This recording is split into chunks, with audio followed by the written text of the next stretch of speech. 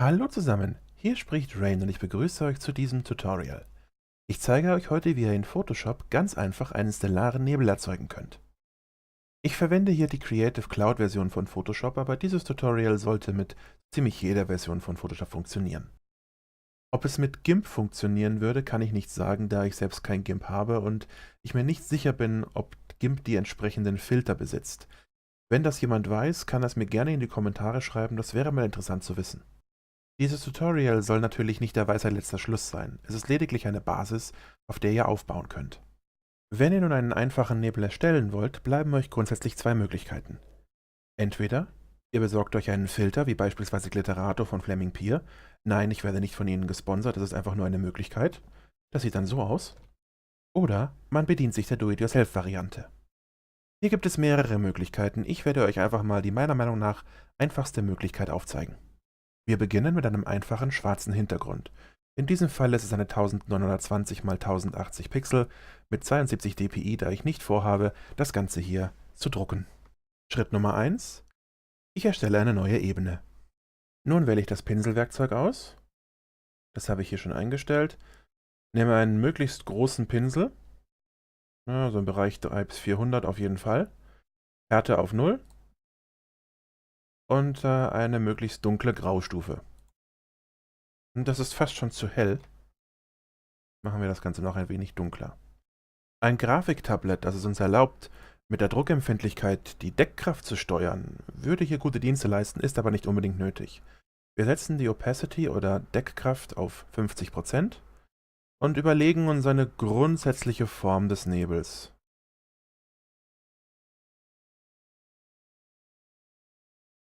Durch mehrere Klicks habe ich eine stärkere Deckkraft und bringe hier so eine, naja, anfängliche Struktur hinein. Ich denke mal, damit kann ich zufrieden sein. Second Verse, almost same as the first.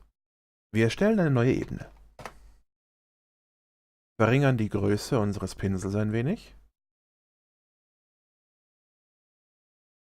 Ein bisschen mehr. Ja, so etwa. Und wählen eine etwas hellere Farbe, eine etwas hellere Graustufe aus.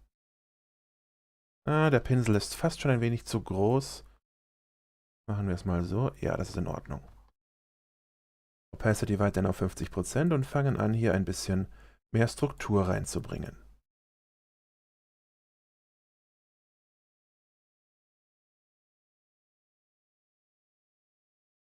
Das Ganze wiederholen wir jetzt ein weiteres Mal. Eine neue Ebene. Den Pinsel ein wenig verkleinern. Und jetzt fange ich schon an, hier Entscheidungen zu treffen, mir zu überlegen, wo im Nebel sollten hellere und wo dunklere Bereiche sein. Ich möchte zum Beispiel anfangen, dass ich diesen Bereich etwas aufhelle. Diesen ebenfalls. Hier noch ein etwas hellerer Bereich. Vielleicht hier ein bisschen was. Und hier außen. Dieses Spiel wiederholen wir jetzt wieder und wieder. Neue Ebene. Pinsel verkleinern. Hellere Graustufe. Fangen an, diese Bereiche, in denen ich es heller haben möchte, langsam auszuformen.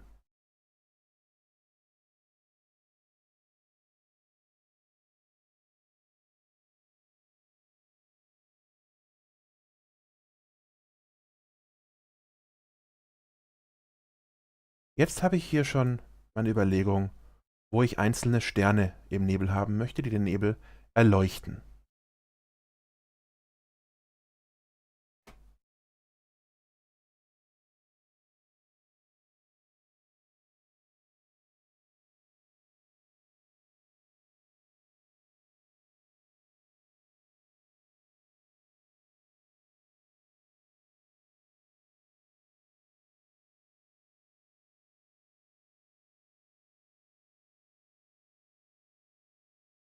Ich habe die Deckkraft jetzt auf 100% gesetzt, denn jetzt kommt gewissermaßen einfach der finale Punkt hier rein.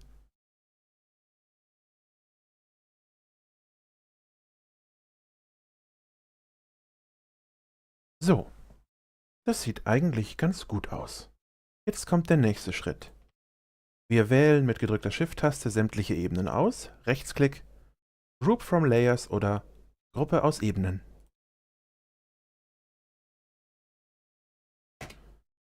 So, wir stellen, hoppla, ja, speichern sollte man vielleicht auch gelegentlich. Wir erstellen eine neue Ebene. Wir drücken die D-Taste oder klicken auf das Symbol für Standard Vordergrund- und Hintergrundfarbe hier, wählen Filter, Render, Clouds oder auf Deutsch Filter, Rendering Filter, Wolken. Wir können uns jetzt entscheiden, ob wir als Ebenenmodus Multiply oder Multiplizieren oder Overlay oder Überlappen verwenden wollen. Beides funktioniert, der Unterschied in diesem Fall ist, dass Multiply ein wenig dunkler ist, während Overlay etwas heller ist. Die Helligkeit oder wie viel vom Nebel tatsächlich sichtbar ist abhängig davon, wie hell oder wie dunkel ich meine Graustufen gewählt habe. Ich war hier relativ dunkel, deswegen haben wir relativ wenig davon sichtbar. Ich habe mich dafür entschieden, das Ganze auf Multiply zu lassen. Jetzt wählen wir nochmal Filter, Render, Difference Clouds, Filter, Rendering Filter, Differenzwolken. Das wiederholen wir mit STRG Alt F ein- bis zweimal.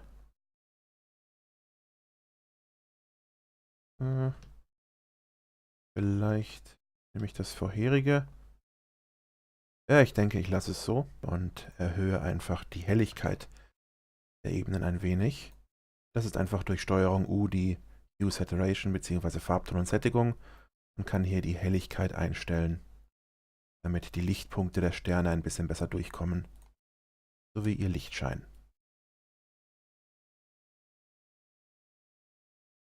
Könnte fast schon zu viel sein, wenn ich das noch erhöhe.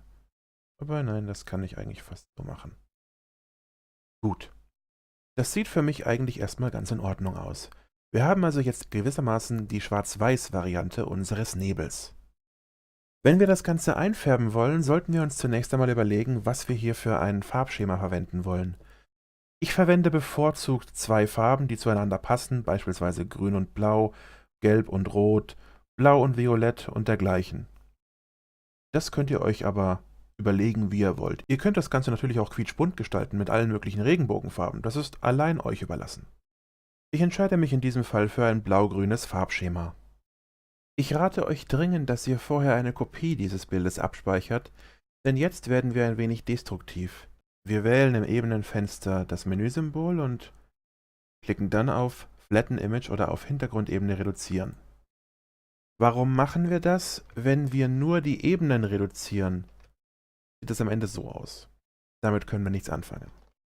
Ich weiß, wie sollen wir jetzt diesen Nebel auf einen Sternenhintergrund oder etwas Ähnliches setzen? Das ist weniger das Problem, den müsste man halt vorher noch einfügen.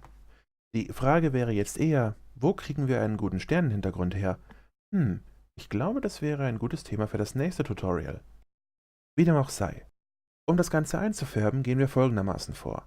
Wir wählen erneut den Pinsel aus, stellen einen einigermaßen großen Radius ein und lassen die Schärfe auf 0. Als nächstes drücken wir Q oder wählen das Schnellmaske-Symbol aus und malen alles an, was wir einfärben möchten. Alles, was rot wird, wird hinterher ausgewählt sein. Ich denke, ich mache diesen Bereich hier drüben, vielleicht ein wenig hier runter und diesen Stern hier. Wir deaktivieren die Schnellmaske wieder. Na gut, jetzt ist alles ausgewählt, was wir nicht angemalt haben. Okay, das ist kein Problem. Einfach STRG-I, um die Maske zu invertieren. Als nächstes drücken wir STRG-U und öffnen die Hue Saturation oder Farbton und Sättigung. Wählen hier das Kästchen Colorize oder Einfärben aus. Stellen die Sättigung oder Saturation auf 50. Irgendwas um den Dreh. Und stellen hier eine entsprechende Farbe ein. Ich mache das hier außen mal blau, dunkelblau. Ich glaube, ich nehme kein Grün, sondern nehme ein helleres, ein Türkis für den anderen Bereich her. Oh, diese Farbe gefällt mir ganz gut. Ich invertiere die Auswahl, STRG-Shift-I, öffne erneut mit STRG-U Farbton und Sättigung, klicke wieder Colorize, setze die Saturation auf 50 und spiele wieder am Regler, bis ich eine Farbe habe, die mir gefällt. So, Das war's im Prinzip. Unser Nebel ist fertig. Statt es auf diese Weise zu tun, könntet ihr den Nebel auch mit einem Pinsel anmalen. Ihr könntet noch hergehen und mit dem Wischfinger Strukturen hineinzeichnen oder andere Dinge versuchen. Wie gesagt, dieses Tutorial ist nur eine Basis. Jetzt seid ihr dran, euch zu spielen. Ich zeige euch jetzt mal ein paar Bilder mit Nebeln, die mit dieser Technik erstellt wurden.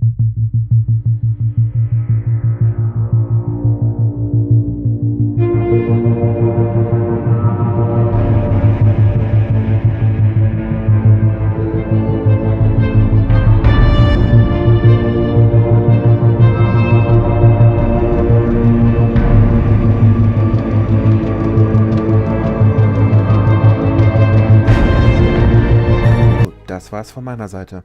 Wenn es euch gefallen hat und ihr mehr Tutorials sehen wollt, würde ich mich über einen Daumen nach oben sehr freuen.